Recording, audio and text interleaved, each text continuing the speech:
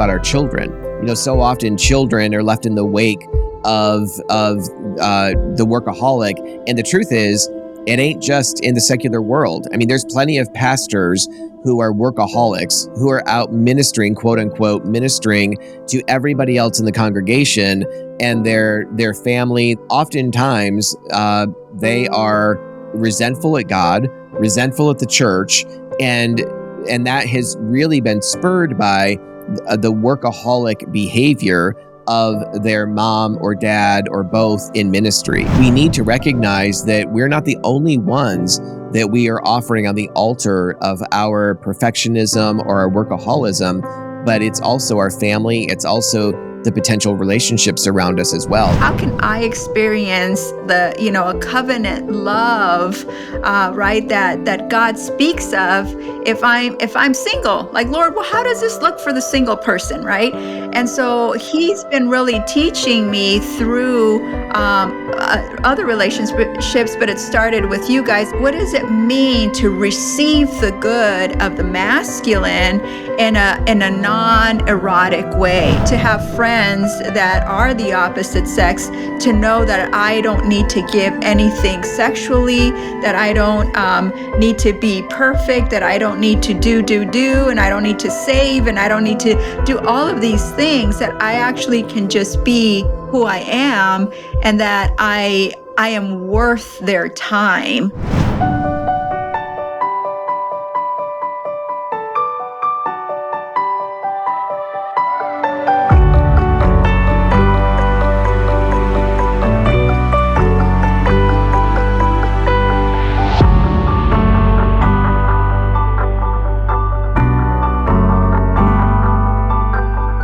Hey, everybody, if you did not catch last week's podcast, I would encourage you to go back and watch that. That is the first podcast that I did with Becky, and she's here with us again today. We're picking up our conversation from where we left off, and the theme or the comment that she made that I really wanted to focus in on for this week is about the idea of slowing down.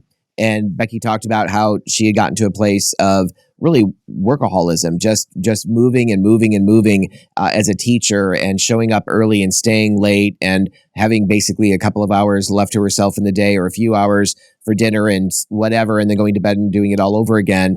And of course, oftentimes workaholism is a way of keeping ourselves going so much and so quickly that we're trying to just outpace the pain or the threat of that awareness of loneliness or the trauma that's never been resolved in the past. And so we, in that comment, she made the statement about slowing down, or developed that statement a little bit. And I want to spend some time talking more about that this week, and some other themes connected to singleness, connected to marriage, connected to relationship and the body of Christ, and how God actually wired us for far more intimate and affectionate and meaningful relationships than what most of us ever lean toward. And in saying that, I just want to mention that in using the word intimate, we oftentimes connect the word intimacy with sex. That's not what I'm talking about at all. We oftentimes connect the word affection as that which is shown only between a husband and a wife, or maybe a dad or mom toward their children. And of course, that's true.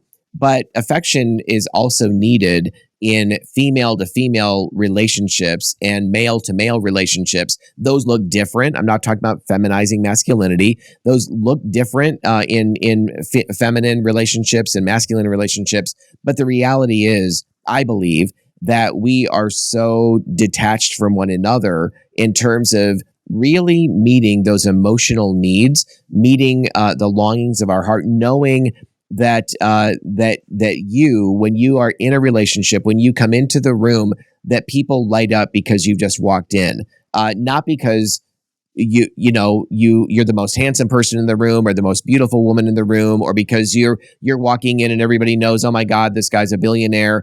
None of those things. Simply because when you walk in the room, or when you come into the presence of somebody who knows you and is also vulnerable with you, there's a delight in who you are as a person, made in the image of God.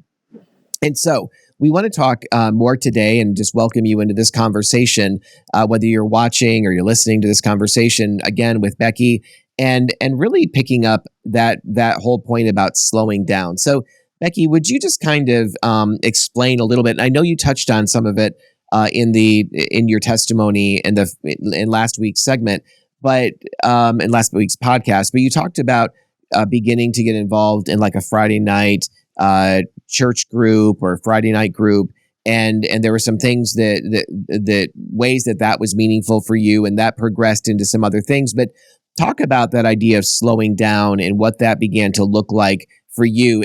You mentioned also like kind of almost annually having your body break down and just becoming exhausted and your body stopping, and oftentimes that would wind up with some kind of a situation with hospitalization or something for a period of time. And of course, that's your body saying, look, you have no more choice in this matter. This is what we're doing. But when you began to choose to slow down, what were some of the ways that happened, and what were some things that brought about an awareness on your part, maybe almost a bit subconscious to begin with? But what do you think that was like for you in the beginning, and how would you describe that?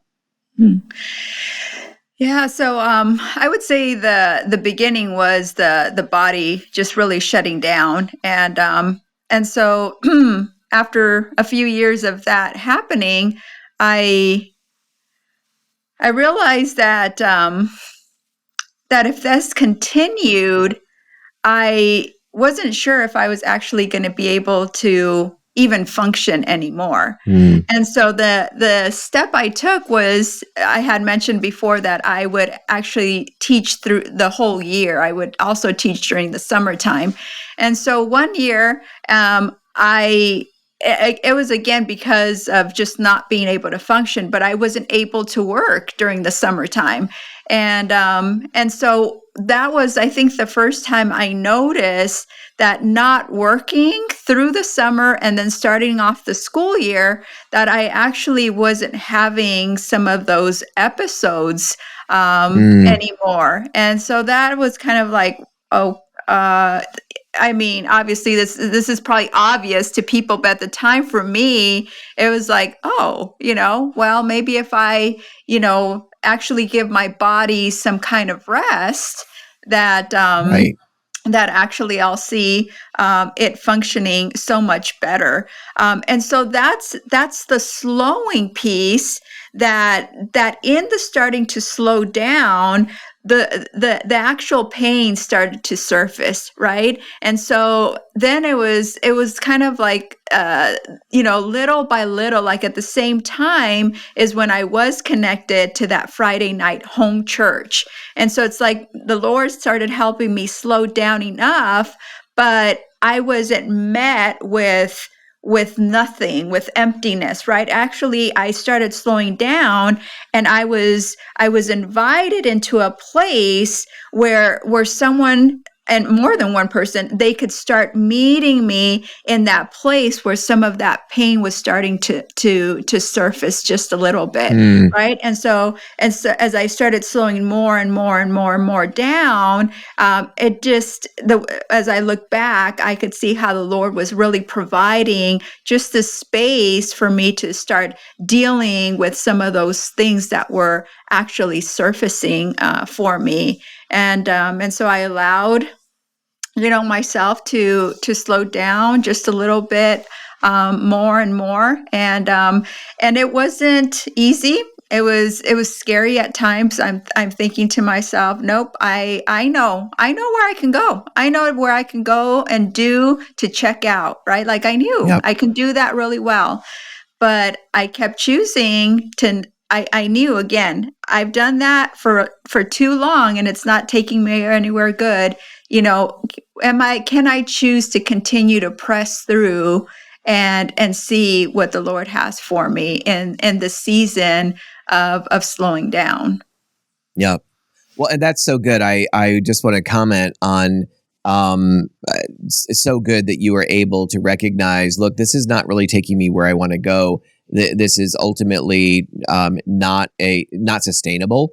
and so you made that decision for yourself and began. And I understand it was probably a little rocky and some fits and starts, and maybe kind of grasping a hold again of some of the things that you were able to do to numb out some of the pain or things like that. But I'm also thinking, as you're sharing that, like about a dad, let's just say, who's a workaholic, and maybe for himself, he won't recognize the fact that this is not working well for him. Maybe he's not had the experience of the body breakdowns yet and that kind of thing.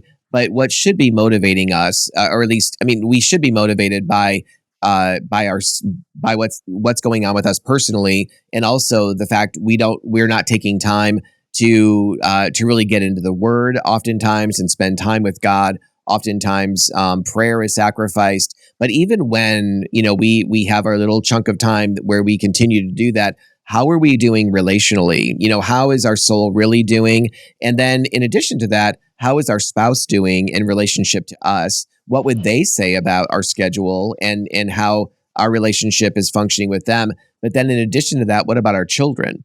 So often children are left in the wake of the workaholic. And the truth is, it ain't just in the secular world. I mean, there's plenty of pastors who are workaholics, who are out ministering, quote unquote, ministering to everybody else in the congregation and their family, their wife, their husband, if a woman happens to be a pastor in a denomination that that allows for that. But whether it's the husband or it's the children, oftentimes they are resentful at God, resentful at the church, and that has really been spurred by the workaholic behavior of their mom or dad or both in ministry.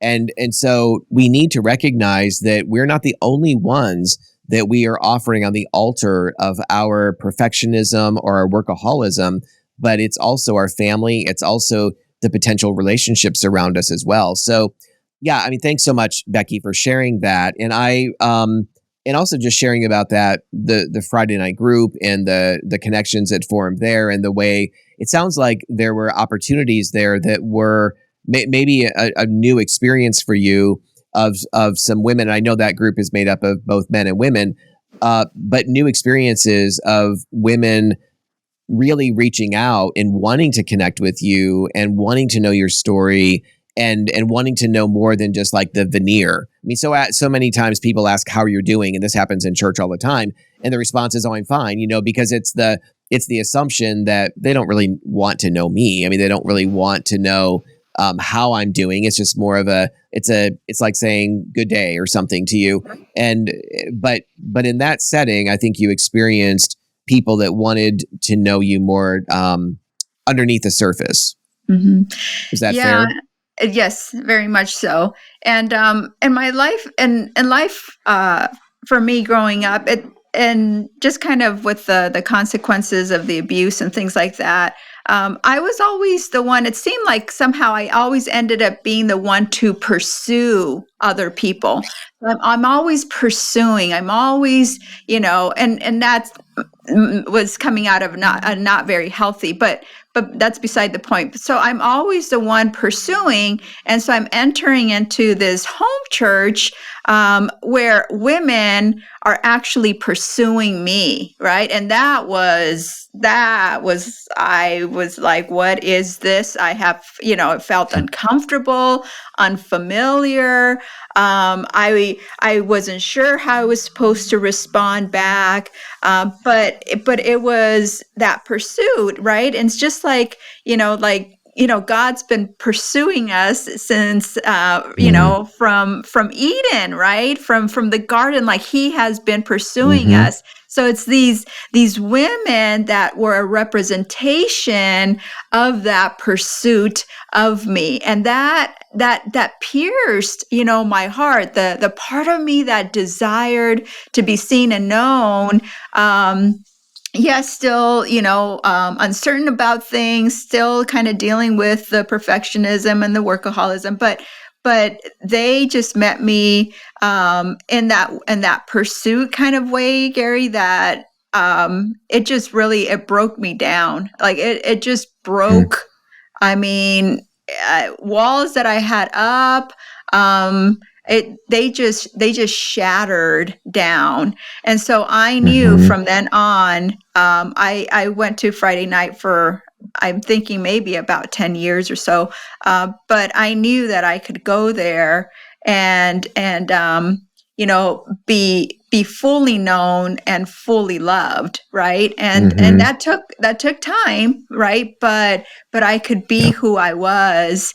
And if I, reached out to them, they were so willing, to meet up with me. Even now on Saturday, I'm meeting up with one of the women that I met at the Friday night home church, and we're making, sourdough bread. So I mean, these are Mm-hmm. the relationships, right, that have endured, that she continuously pursues me, that I pursue her, and it's this mutual relationship of I want to walk with you, and I have something to offer, and I also want to receive, right? This mutual, where a lot of times relationships we get caught up with people that just need, right? But this is, I have something to offer you, and I want to receive what you have to offer me as well. And so it's healed. In this case, same-sex friendships, right? It's healed a lot of the broken stuff with my mom and with other same-sex family members where I grew up. It's like God's really restored what it is to have friendships of the same sex. So Yes. Yes. mhm. Absolutely. What would you say about? I hear what you're saying about same-sex friendships, and there's different seasons, and I think sometimes different groups where there there's a greater emphasis on healing those relationships. And actually, I think that even in God's natural order of boys going through a stage and even girls going through a stage where they kind of want to be with one another in a certain stage of development in childhood. They don't want to be around the other gender so much. There's something about the need. I think that's evidence of the need that we have to really healthily bond with our own gender before we are able, and also getting to know, not just bonding with our own gender, but getting to know who we are as a boy or a girl in relationship to our own gender before we're really we start to mature enough and know ourselves enough to enter into that greater mystery of the other gender. And so it makes sense that one of the areas God would begin to heal most is in that formative and foundational need that you have for other women, other sisters in Christ, to know you and to walk with you and to have that pure connection and relationship. Was there a particular place, whether it was Friday night or something else? I know we've been involved in Living Waters together, you and I, and Melissa and I, and Jeremiah, and all that. And there have been other settings, maybe where you've been able um, to better get to know men who love Jesus, who are far from perfect, but yet are safe enough and whole enough to be good brothers in your life. How has that kind of transpired for you, if it has? Mhm.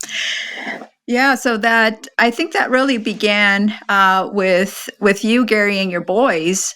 So that really where the Lord brought me to live with you guys, and so Mm-hmm.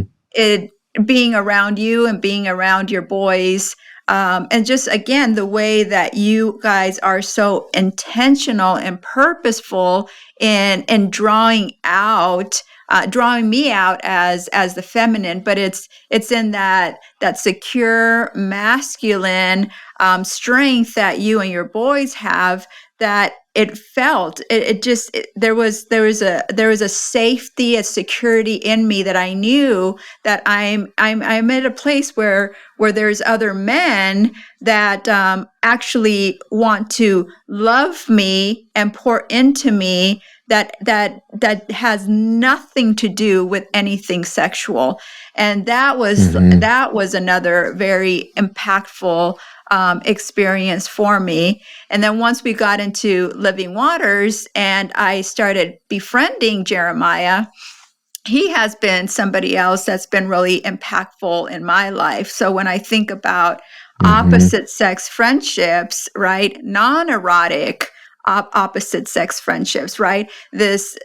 I'm still single. I've often talked to you and others about like how can I experience the a covenant love, right? That God speaks of if I'm single. Like, Lord, well, how does this look for the single person, right?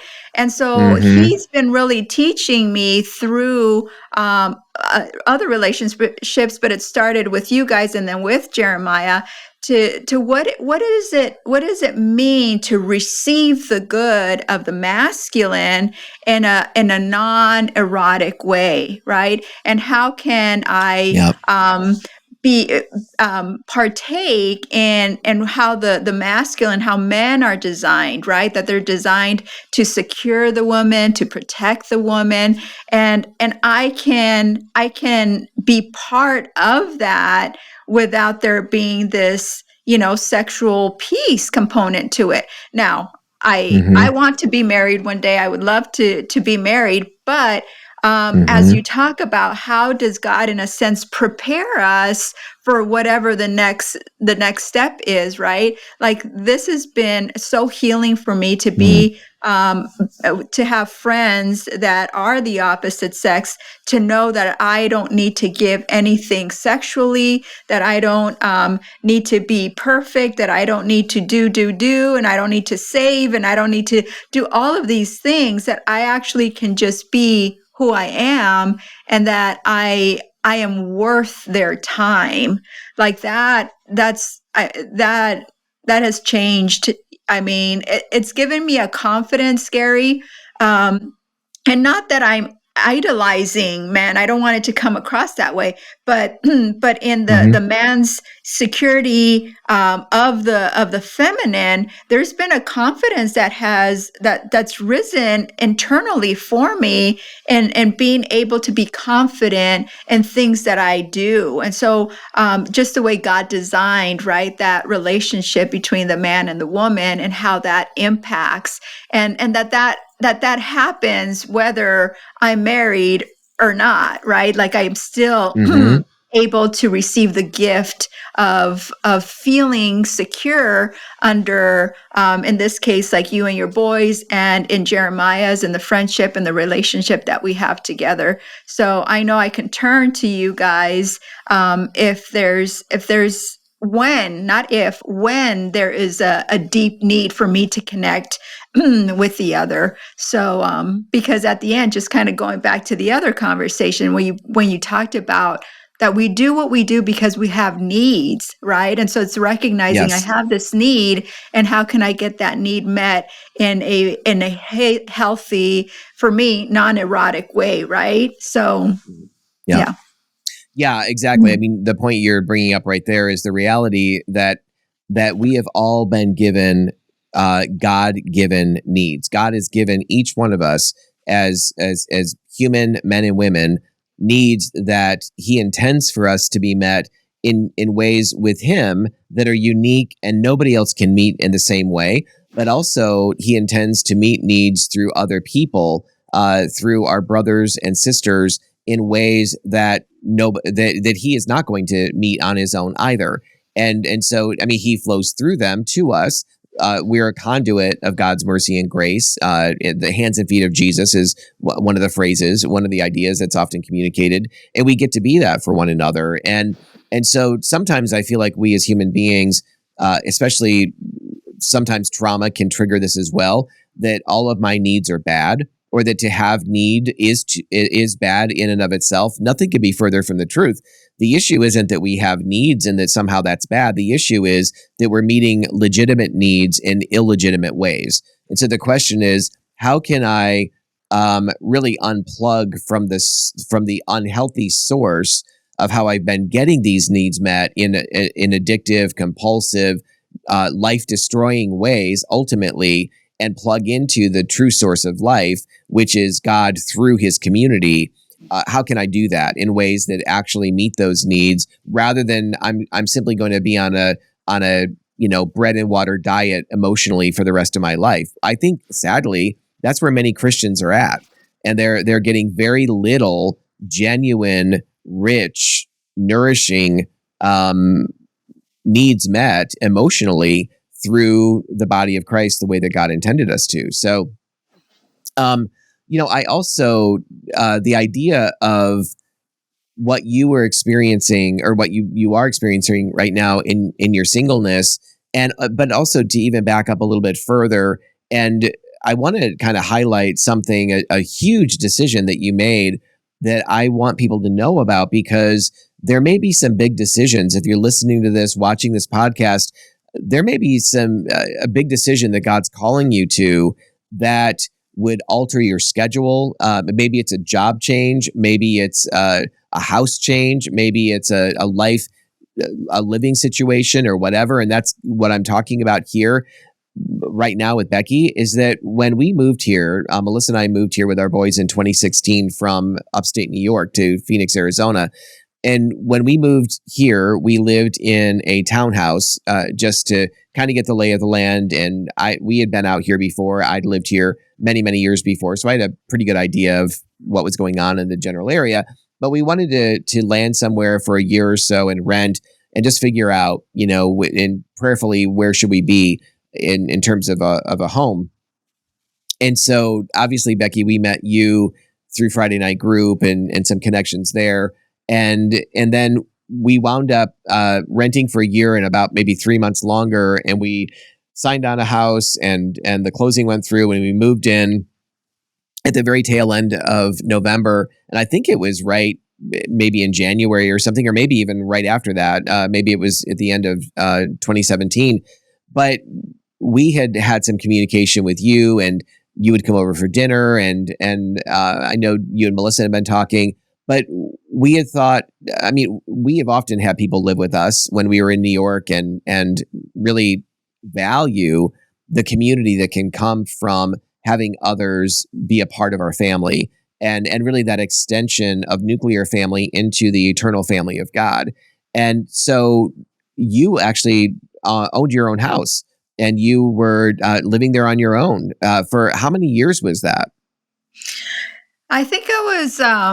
because I had taken care of my grandparents for many years. And so I think I had my house for about 4 years. Yeah, so I was living out in Levine, had my own home, my own car, my own stuff. And making a decision to move,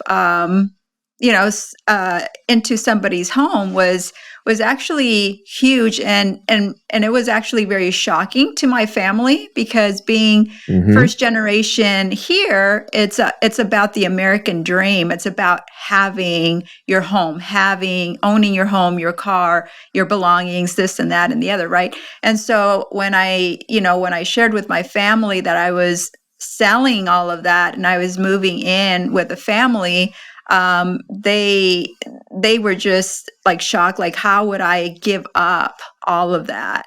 And yet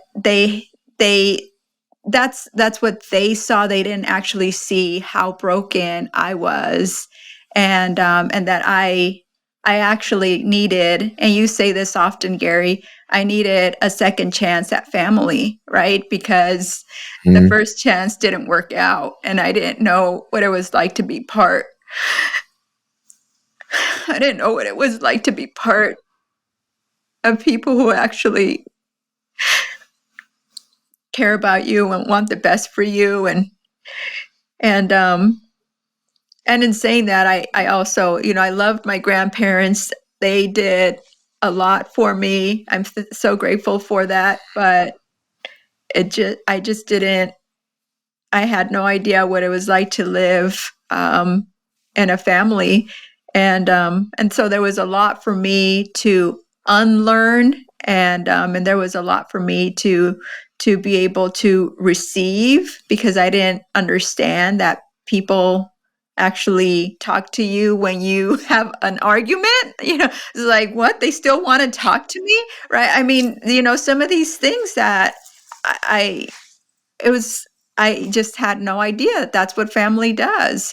So it was a huge decision, and quite frankly, Garry, I didn't think twice about it. I just knew. I knew.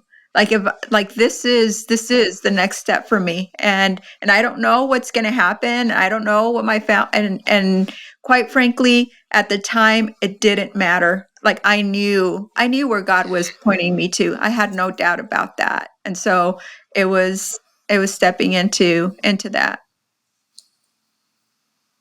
reminds me too, in earlier podcast, a couple of earlier podcasts, Dave Cottrell and I spent time talking and sharing, and I talked about having lived with him and Kathy and their boys, and so really what we have done, and the value that we also experience by having you with us, the family, the addition that you bring to our family is, or really multiplication of value and emotional blessing and encouragement, spiritual blessing and encouragement is huge. It's not just like it's something going in one direction. But I know when I lived with Dave and Kathy for a number of months, that was a lot of my own experience too, was learning what it was like to be in a family setting where, and I mentioned this in the earlier podcast, where it was really let your yes be yes and your no no. It was when they said something, or when they offered a word of encouragement, or they committed to something, or they were.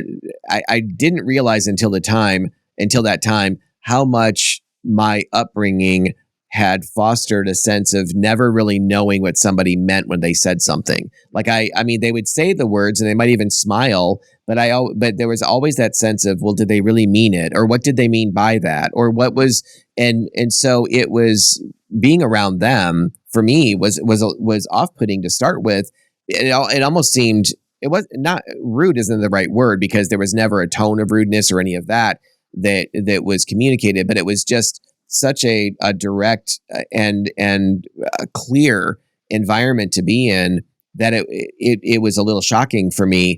And yet almost immediately, when I recognized the value of it and what it actually was, it was so healing as well. And just being a feeling like I've been a part of their family for all of these years. They've been an extended part of me and my family for all these years. And what a blessing that is. It reminds me also of Rosaria Butterfield's, I think it's her third book, called The Gospel Comes with a House Key.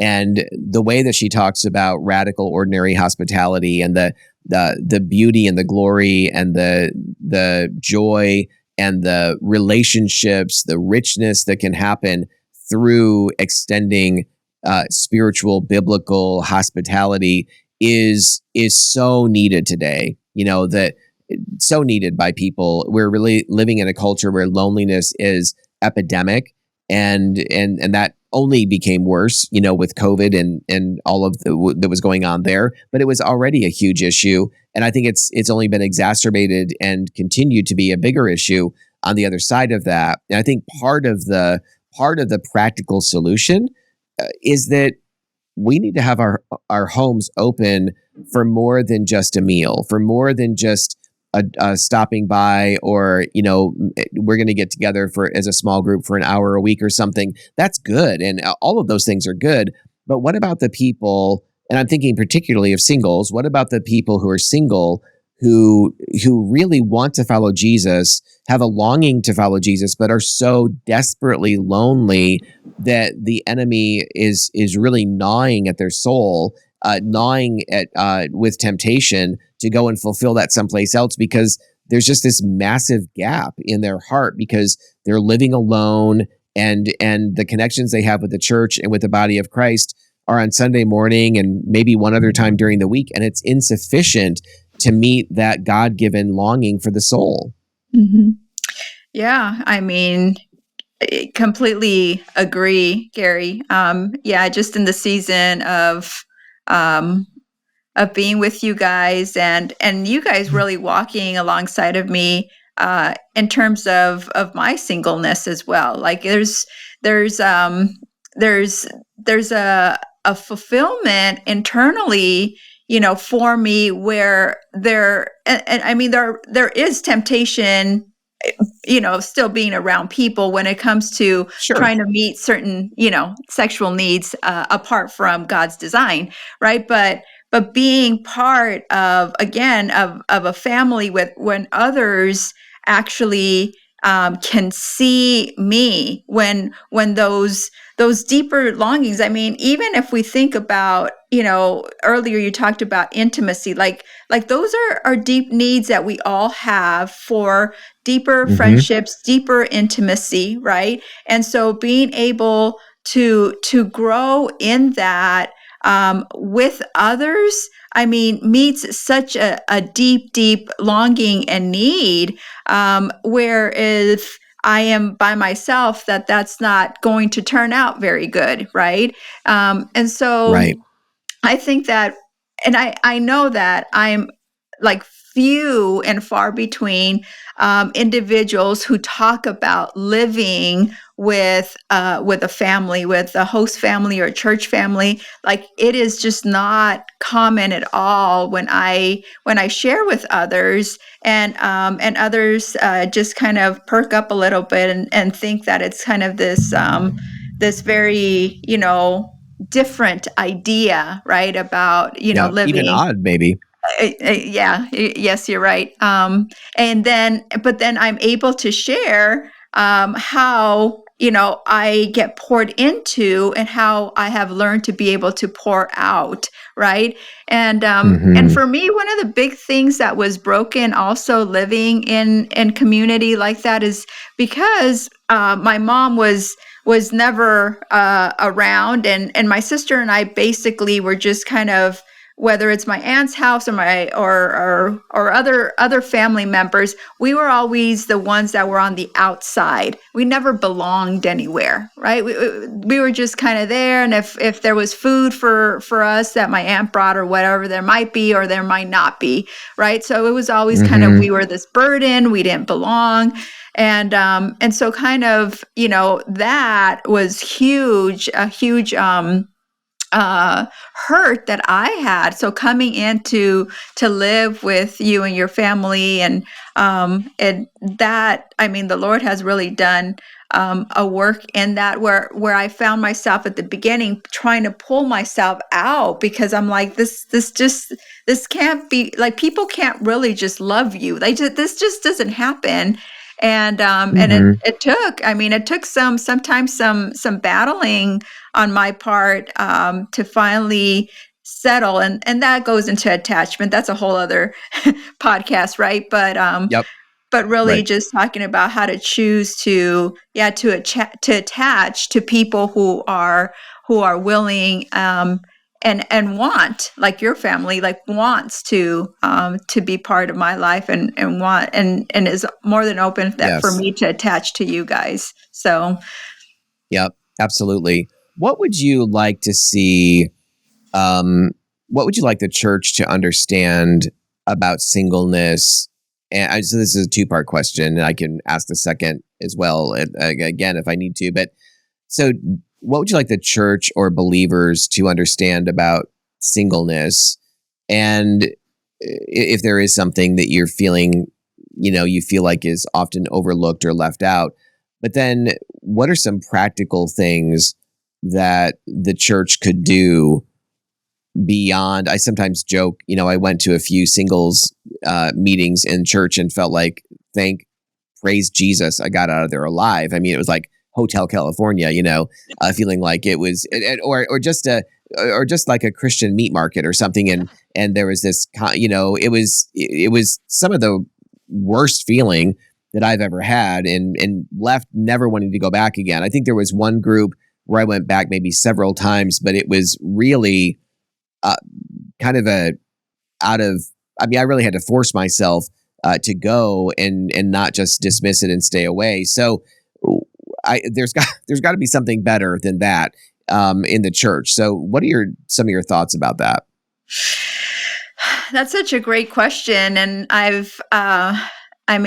we've talked about the fact that I've struggled also connecting with other singles in the church, and I've had my share of singles groups that I go to, and I'd never want to go back. I go one time and I'm like, yeah, no, that's, and usually, Garry, that's the sense that I get is that, and this goes, I think, all the way back to where we started, which is basically a lot of people haven't actually worked on their own stuff. They haven't actually tapped into their own wounding. And so here we are. And I mean, I'm not perfect. I haven't dealt with all of my stuff, but being able to deal with our own brokenness, to be able to be, in a sense, whole enough to then engage with the other, right? And so, in terms of thinking about the church, I'm wondering about their approach, right? Like when they think about singleness, what exactly is the idea or the intent behind it? Is it, I want to just connect these two individuals that might be single in life, and that potentially something might happen and they can kind of move on from there, right? But I feel like if there was, and like, for example, like, Living Waters, of course nobody would say that that's a singles group at all, but the idea that we come together as male and female, and we're actually walking through some of our own stuff together. Of course, there's some confidentiality in certain things, right? But we're actually walking life together, and in doing so, we're actually we're seeing what the other is their transparency, their vulnerability. They get to see ours, and there's this, again, this almost a sense of building this relationship, intimacy, non-erotic, none of that, but that you're building something, right? Where there is, you're starting to see this individual who God designed them to be, and they're walking alongside, being able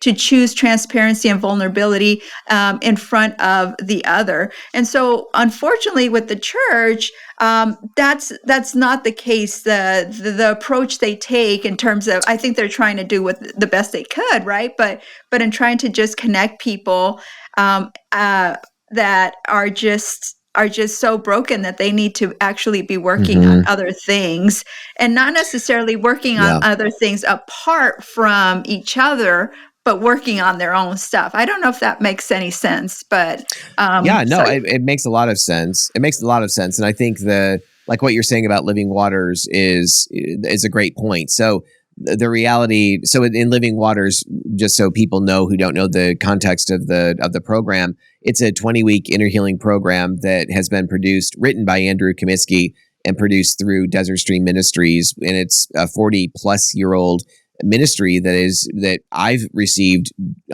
profound benefit from. My wife Melissa has, Becky has, others, so many others that we know, hundreds of people we've seen go through just our local program, and have received great benefit from it. And what it is, it's men and women coming together for a time of worship, of teaching, and then oftentimes after that teaching, there's a large group ministry response opportunity of one kind or another. But then we break up into gender specific groups. So there's usually 2 or 3 groups of men, 2 or 3 groups for women, and each group has a leader and usually an assistant in it. And it's in that space that then we're in our own gender specific groups, and we're sharing things that we're not sharing in the larger group, but still spending 20 weeks together. And also there's a couple of times during the year, during that 20 weeks, that we add on a couple of extra weeks, and we actually will have like a banquet or a meal, and often a testimony night. So men and women are together, the whole group is together, leaders, participants, all of that together, and the participants have an opportunity to share how God, like halfway through the program and then at the end of the program, how God is meeting them, is breaking things open, what's been a blessing to them about the program. And so one of the great things about that is just hearing from not just sisters and brothers, but hearing together, what God is doing. And so there is a way in which there's, while there's that gender specific safe place to process, we are in it together as men and women, and that is a very good and powerful thing. The other thing too, Becky, that you mentioned, I wanted to springboard off of a little bit is I think that so many times, and I think you also touched on this too, but so many times singles groups are places where people go to meet a husband or to meet a wife, and they're totally bypassing. I mean, this is the theme you were talking about. They're totally bypassing or not. They think that their problem is that they're not married.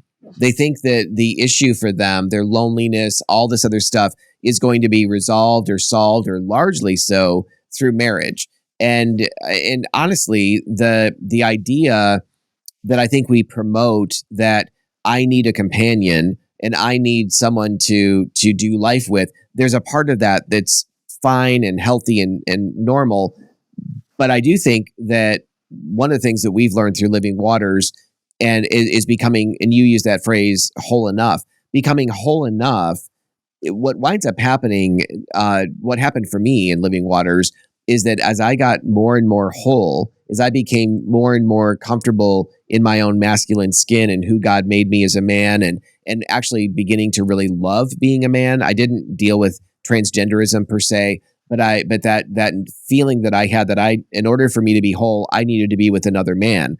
I needed to be living with and doing life with basically a guy that was functioning as my husband. But it was all the emptiness I had in my own frame, in this sense that I had nothing of the masculine really to offer a woman, for sure. I was getting that met in this other guy, kind of outside of myself in a sense. And as I began to get more whole, as God began to bring greater healing into my life, largely through Living Waters, I began to have a desire. I had an overflow that I wanted to give away.